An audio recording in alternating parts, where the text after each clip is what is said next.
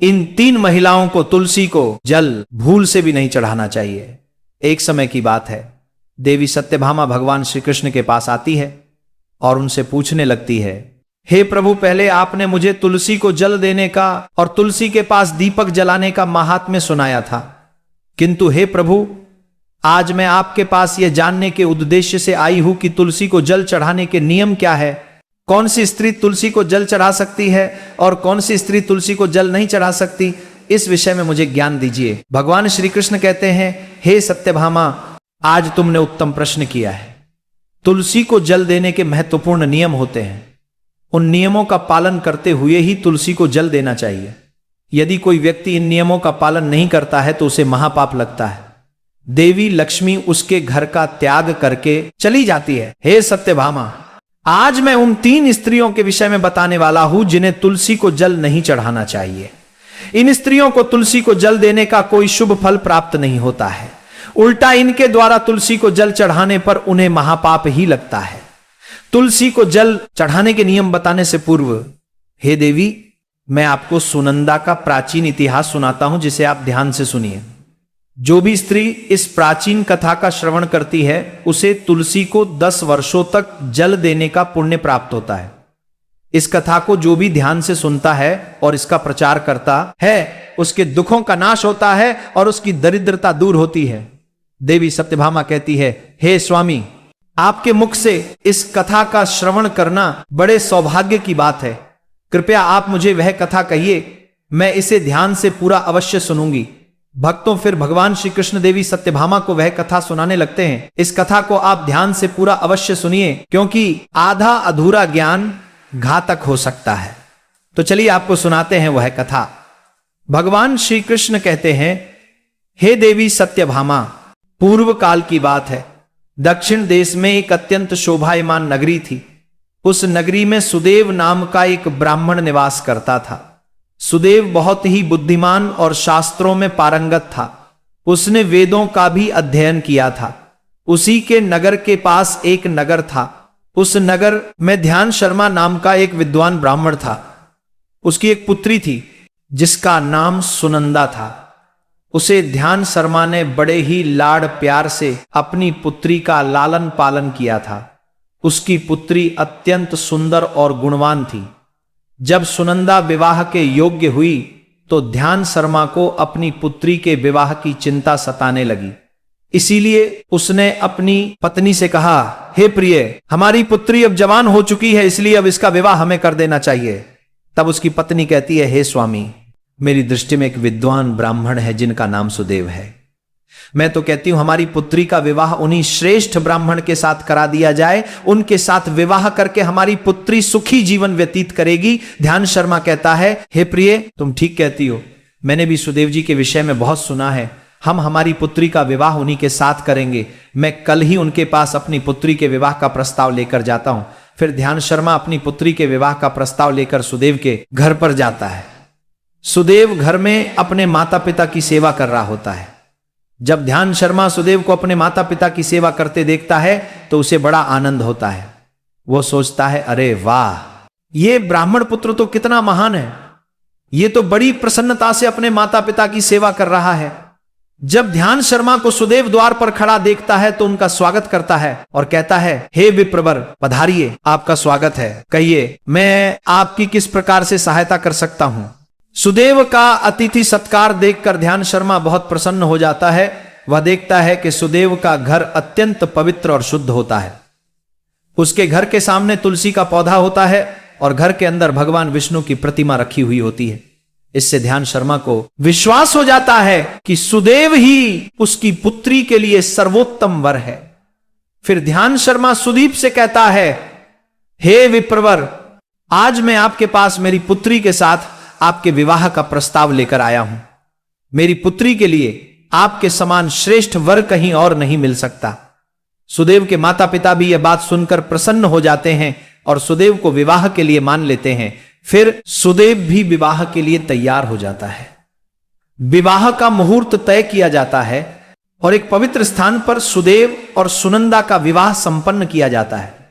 सुनंदा के सुंदर और मनमोहक रूप को देखकर सुदेव बहुत प्रसन्न होता है।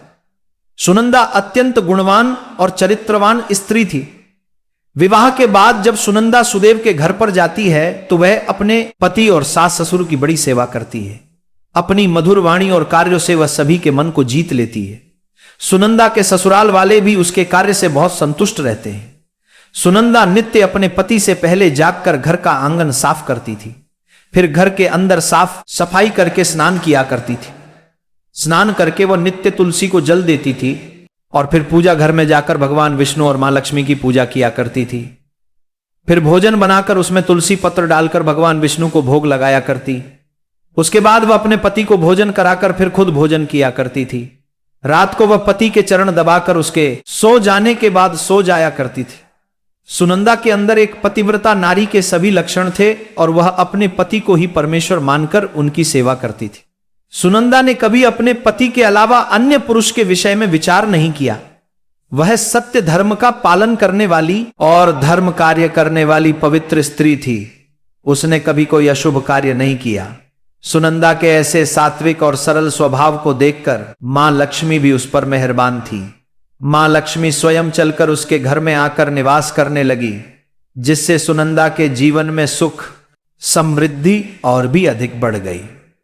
भगवान श्री कृष्ण कहते हैं, हे देवी सत्यभामा, देवी लक्ष्मी उन्हीं स्त्रियों पर अपनी कृपा दृष्टि बनाए रखती है जो पतिव्रता होती है और जो सत्य धर्म का पालन करती है।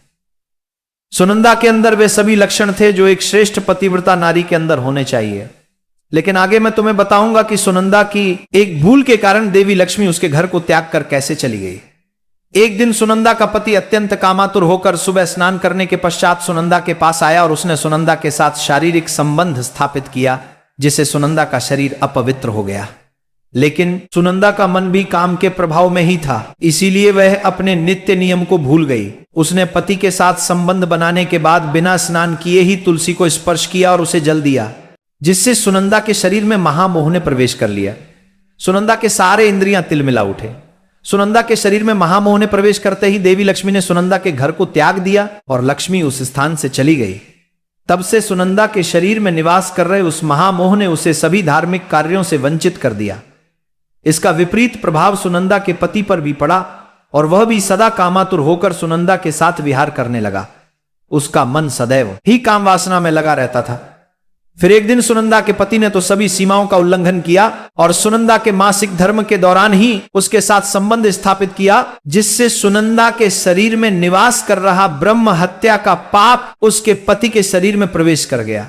हे देवी सत्यभामा, जब स्त्री मासिक धर्म से होती है तो उसके शरीर में 3 दिनों तक ब्रह्म हत्या का पाप निवास करता है, क्योंकि ब्रह्मदेव ने इंद्र के शरीर से ब्रह्म हत्या का पाप निकालकर वृक्ष, जल, अग्नि और अप्सराओं को ग्रहण करने के लिए कहा था। उसी समय से स्त्रियों के शरीर में मासिक धर्म के दौरान ब्रह्म हत्या का पाप निवास करता है, और जो भी पुरुष मासिक धर्म के दौरान स्त्री को स्पर्श करता है अथवा उसके साथ संबंध बनाता है तो ये पाप उसके शरीर में प्रवेश कर जाता है। वही ब्रह्म हत्या का पाप सुनंदा के पति के शरीर के अंदर प्रवेश कर गया और वह जमीन पर गिर पड़ा। उसे तुरंत ही कोढ़ का रोग हो गया। उसका अंग अंग जलने लगा, उसके शरीर पर छाले पड़ गए और वह दर्द से चीखने चिल्लाने लगा। हाय, ये मुझसे क्या अपराध हो गया, मेरे द्वारा भयंकर पाप हो गया है। मैंने सब कुछ जानते हुए भी महापाप किया है, अब मेरी रक्षा कौन करेगा। सुनंदा की सांस तुरंत उस स्थान पर गई तो उसने देखा कि उसका पुत्र कोढ़ के रोग से ग्रसित होकर जमीन पर पड़ा है। वह क्रोध में आकर सुनंदा से कहने लगी, अरे पापिनी, तूने ये क्या कर डाला। अपने ही पति का धर्म भ्रष्ट कर डाला। अपने पति की ऐसी हालत देखकर सुनंदा बहुत घबरा गई और जोर जोर से रोने लगी। हे सासू मां, मुझे क्षमा करो, मुझसे बहुत बड़ा अपराध हो गया है। काम के वशीभूत होकर मेरे द्वारा यह अपराध हो गया है। सुनंदा की सास ने कहा, हे पापिनी, तू इस घर से अभी चली जा। तुझ जैसी पापी स्त्री को इस घर में नहीं रहना चाहिए। तूने मेरे बेटे के जीवन को नरक बना दिया। सुनंदा कहती है, हे सासू मां, मैं कहां जाऊं, मेरे पति के अलावा मेरा कोई नहीं है, मैं उन्हें छोड़कर जीवित नहीं रह सकती। सुनंदा की सास कहती है, तू कहीं भी जाकर मर जा, लेकिन अब तू इस घर में निवास नहीं कर सकती। इतना कहकर सुनंदा की सास ने उसे धक्के मारकर घर से निकाल दिया। फिर सुनंदा दुखी होकर घर से निकल गई। उसे अपनी भूल पर बड़ा पछतावा होने लगा। उसे कुछ भी समझ में नहीं आ रहा था कि वह क्या करें। सुनंदा चलते चलते एक वन में जाती है। उसी वन में एक साधु का आश्रम होता है। तब वो उस आश्रम पर सहायता मांगने के लिए जाती है तो वहां पर कोई नहीं होता है। सुनंदा इस आश्रम पर जाकर बैठ जाती है और अपने दोस्त के विषय में सोचते हुए दुखी होने लगती है। फिर कुछ समय बाद एक ऋषि उस आश्रम पर आते हैं जिनका वह आश्रम होता है। जब वे ऋषि एक स्त्री को अपने आश्रम पर दुखी बैठा हुआ देखते हैं तो आश्चर्यचकित हो जाते हैं और पास जाकर उस स्त्री से पूछने लगते हैं, हे कल्याणी, तुम कौन हो और किस कारण से इस स्थान पर अकेली बैठी हो? तुम्हारे दुख का क्या कारण है? तब वो स्त्री कहती है, हे मुनिवर, मेरा नाम सुनंदा है। मेरे द्वारा घोर पाप हो गया था, इस कारण से मैं अपने परिवार से बिछड़कर इस स्थान पर आई हूं। वह ऋषि कहते हैं, हे देवी, ये क्या कह रही हो तुमने कौन सा पाप किया है? मुझे विस्तार से बताओ। मैं तुम्हारी कोई सहायता कर सकूं तो प्रयत्न अवश्य करूंगा। सुनंदा कहती है, हे मुनिवर, मेरे द्वारा घोर पाप हो गया है। मासिक धर्म के दौरान मैंने पति के साथ संबंध बनाया। इसी कारण से मेरे पति कोढ़ रोग से ग्रस्त हो गए और दुख भोग रहे हैं। ऋषि कहते हैं, बेटी तुम चिंता मत करो, तुम्हारे द्वारा जो पाप हुआ है उसका प्रायश्चित करो, तुम्हें पाप से मुक्ति मिल जाएगी। तुम इस आश्रम में बैठकर भगवान विष्णु की पूजा करो, तुलसी को नित्य जल दो और गौ माता की सेवा करो। तुम्हारा पति जल्दी ही ठीक हो जाएगा। फिर वह सुनंदा वहीं पर उस आश्रम में रहकर भगवान विष्णु की नित्य पूजा करने लगती है। रोज स्नान करके वह ब्रह्मचर्य का पालन करते हुए तुलसी को जल चढ़ाती है और तुलसी के पत्ते डालकर भगवान विष्णु को भोग लगाती है। फिर गायों को चारा डालती है, उनकी सेवा करती है। दिन भर वही भगवान विष्णु की मूर्ति के आगे बैठकर भगवान विष्णु की भक्ति करने लगती है। इस प्रकार से 1 वर्ष बीत जाता है। भगवान विष्णु सुनंदा की दृढ़ निष्ठा और भक्ति से अत्यंत प्रसन्न हो जाते हैं और सुनंदा को साक्षात दर्शन देते हैं। भगवान विष्णु को साक्षात अपने सामने खड़ा देखकर सुनंदा उन्हें बारंबार प्रणाम करने लगती है। तब भगवान विष्णु सुनंदा से कहते हैं, हे पुत्री, तुमने बड़ी ही श्रद्धा से और भक्ति भाव से मेरी आराधना की है, इसीलिए अब मैं तुम पर प्रसन्न हूं। कहो तुम्हारी क्या कामना है? सुनंदा कहती है, हे प्रभु, कृपया मुझे बताइए मेरे किस दोष के कारण मेरे अंदर काम का वास हो गया, जिस कारण से मेरे द्वारा घोर पाप हुआ और मेरे पति को कोढ़ का रोग हो गया। भगवान विष्णु कहते हैं, हे पुत्री, अब तुम ध्यान से सुनो। तुम्हारे द्वारा अनजाने में ही एक पाप हुआ था जिस कारण से तुम्हारे अंदर महामोह ने प्रवेश कर लिया था।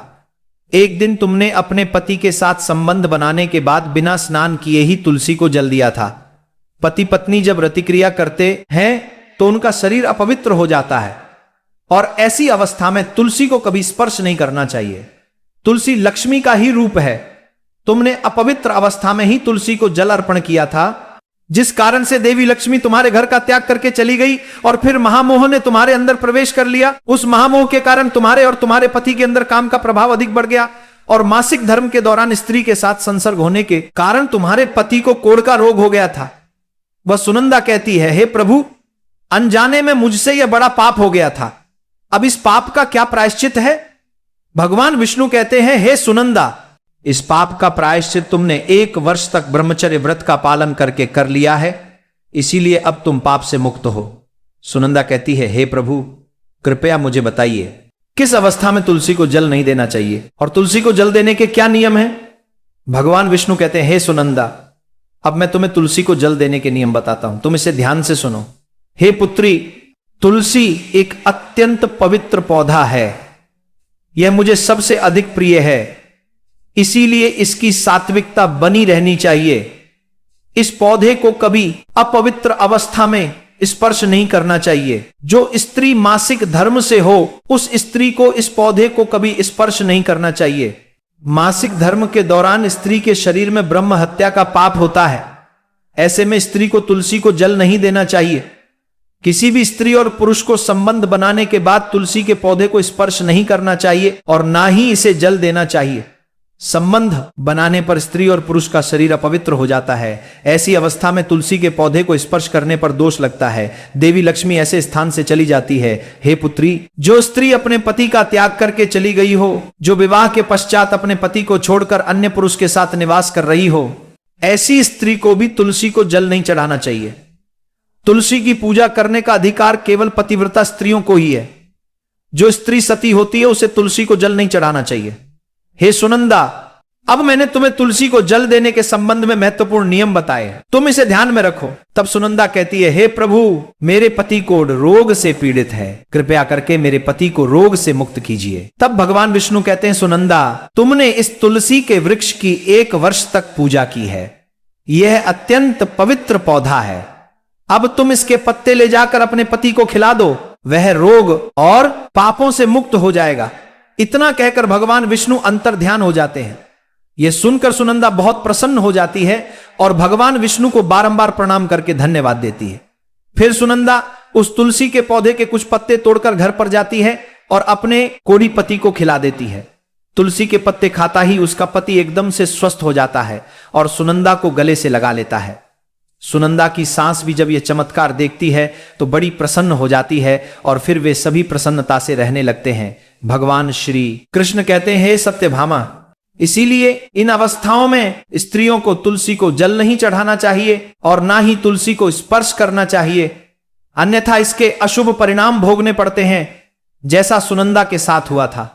अब जानते हैं तुलसी के पौधे से जुड़े महत्वपूर्ण नियम। शास्त्रों के अनुसार सोमवार, बुधवार और रविवार का दिन तुलसी का पौधा लगाने के लिए बहुत शुभ होता है, लेकिन ग्रहण काल में अर्थात सूर्य ग्रहण, चंद्र ग्रहण आदि दिनों में तुलसी का पौधा कभी नहीं लगाना चाहिए। तुलसी के पौधे को मिट्टी के गमले में लगाना श्रेष्ठ होता है। घर के मुख्य द्वार के सामने एक सुंदर गमले में तुलसी का पौधा लगाना चाहिए। तुलसी के गमले को हमेशा जमीन पर अथवा किसी ऊंची जगह पर रखना चाहिए, लेकिन इसे कभी लटका कर नहीं रखना चाहिए। तुलसी के पौधे में अच्छी मिट्टी का प्रयोग करना चाहिए। अशुभ स्थान की मिट्टी कभी तुलसी के गमले में नहीं डालनी चाहिए, जैसे श्मशान, नाली या शौच वाले स्थान की मिट्टी का प्रयोग तुलसी के गमले में कभी ना करें। जी तुलसी के पौधे की रोज पूजा करते हैं, उसे कभी जमीन के अंदर नहीं लगाना चाहिए। जमीन में लगाने से तुलसी का पौधा अपवित्र हो जाता है और साथ ही इसका आकार भी बहुत बड़ा हो जाता है, जिससे इसकी पूजा करने में परेशानी होने लगती है और लोग इसकी टहनियां तोड़ने लगते हैं। इसके अलावा ध्यान न देने पर पशु इसे नुकसान पहुंचा सकते हैं। तुलसी का पौधा लगाने के लिए उत्तर पूर्व तथा पूर्व दिशा ही सर्वश्रेष्ठ मानी गई है। इसमें उत्तर पूर्व दिशा अत्यंत शुभ होती है।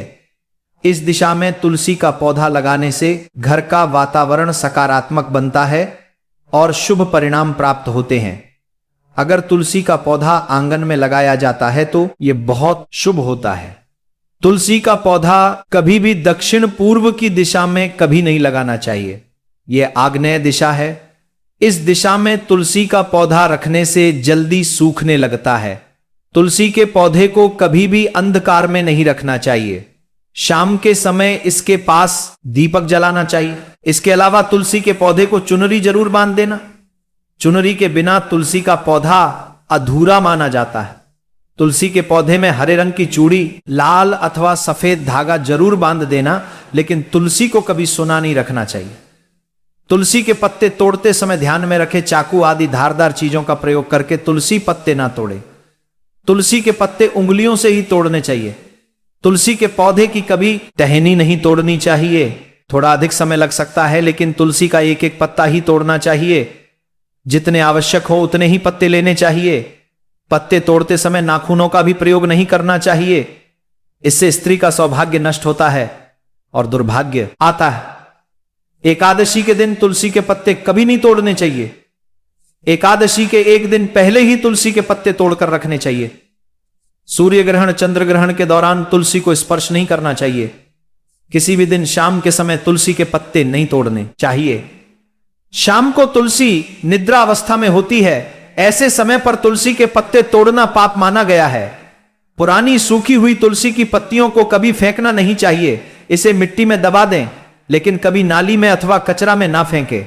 रविवार के दिन तुलसी को जल नहीं देना चाहिए।